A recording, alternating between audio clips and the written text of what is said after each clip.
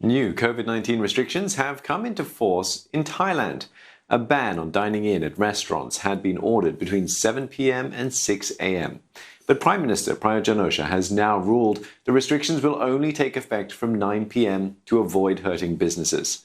Officials continue to shy away from imposing a nationwide lockdown.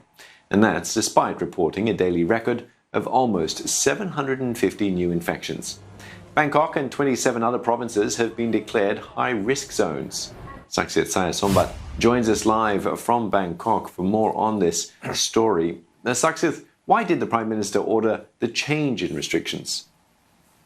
Now, before we get to the change, Steve, let's take a step back because on Sunday, the Prime Minister Prayut Chan-o-cha has signed off on measures in 28 provinces that have been declared high-risk zone, including the capital Bangkok and the surrounding provinces. And basically, these measures give the provincial governors the powers to set certain restrictions, for example, restricting travel, closing certain businesses. But even before that, some agencies and ministries have already preempted that. For example, schools and universities have already been closed. Now, the latest move here is that earlier today, on this Monday, Bangkok City Hall has announced restrictions on dining in. Initially, they were going to have it only from 7 to 6 a.m., where nobody could be actually sitting in restaurants and eateries and only have their food for takeaway. But then this was overruled by Prime Minister Prayut Chan-o-cha in not only his capacity as Prime Minister, but also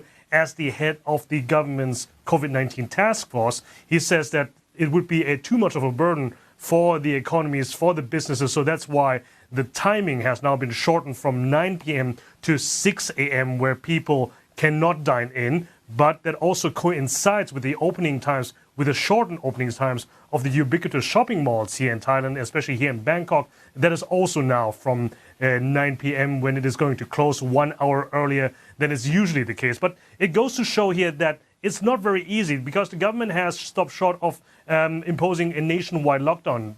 These measures that have been given to the provincial governors that is supposed to give a more flexible and also a more localized approach here, but it's almost a damn if you do and damn if you don't situation that we are facing here.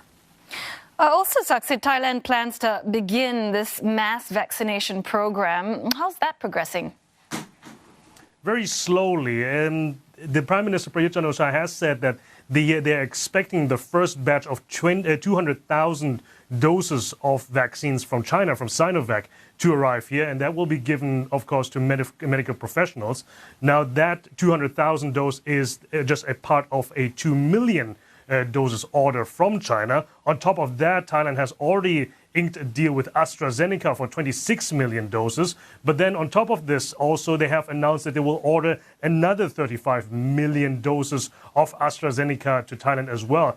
And the AstraZeneca vaccine is supposed to be in use from May onwards. The plan until the end of the year is to at least to at least vaccinate half of the population here. But that is going to be now a race against time because of those rising COVID-19 cases that we have seen over the past 2 weeks here. And also in related news, we're also seeing that the state of emergency that has been in use for almost a year now, that is also, of course, going to be extended as well. Initially only there to accommodate arrivals from abroad into state quarantine, but given the rising case numbers here, given that there are more lockdowns and more measures coming on here, that seems to be the case that the state of emergency will be extended. But whether or not we will see a lockdown, that remains to be seen. As of now, they are not calling it a lockdown, but it definitely resembles more and more a lockdown.